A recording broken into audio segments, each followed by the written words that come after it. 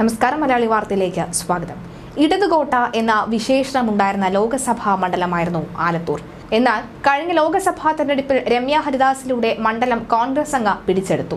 ഇത്തവണ എങ്ങനെയും ആലത്തൂർ തിരിച്ചുപിടിക്കാൻ CPM ഒരു മന്ത്രിയെ സ്ഥാനാർത്ഥിയായി ഇറക്കിയിരിക്കുകയാണ്.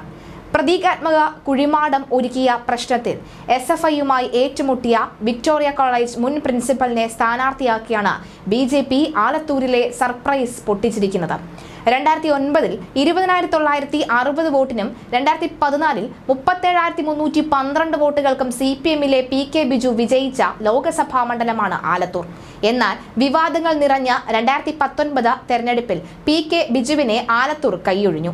യാതൊരു ആശങ്കകളുമില്ലാതെ ജയിച്ച രമ്യ ഹരിദാസ് 1,58,968 വോട്ടുകളുമായി മണ്ഡലത്തിലെ റെക്കോർഡ് ഭൂരിപക്ഷമാണ് പേരിലാക്കിയത്.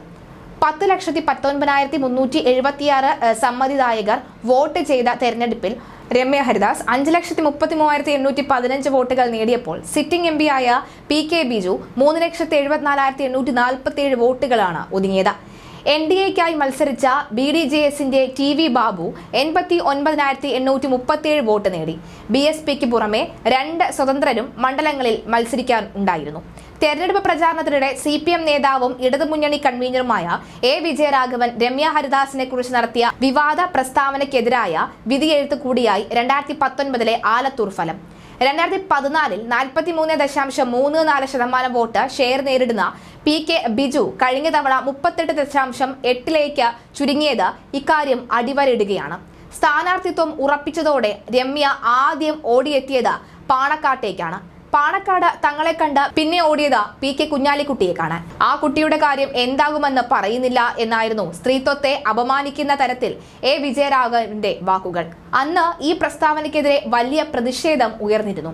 കൈവിട്ട ആലത്തൂർ തിരിച്ചുപിടിക്കുക എന്ന ഒറ്റ ലക്ഷ്യത്തിലാണ് CPM 2024 ലോക്സഭാ തെരഞ്ഞെടുപ്പിൽ മണ്ഡലത്തെ അഭിമുഖീകരിക്കുന്നത്.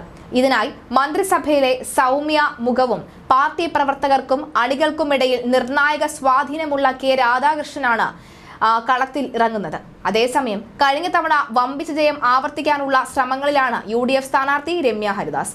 പാലക്കാട് വിക്ടോറിയ കോളേജ് മുൻ പ്രിൻസിപ്പൽ TN സരസുവാണ് BJP സ്ഥാനാർത്ഥിയായി വരുമ്പോൾ ചർച്ചകൾ ഏറെയാണ്.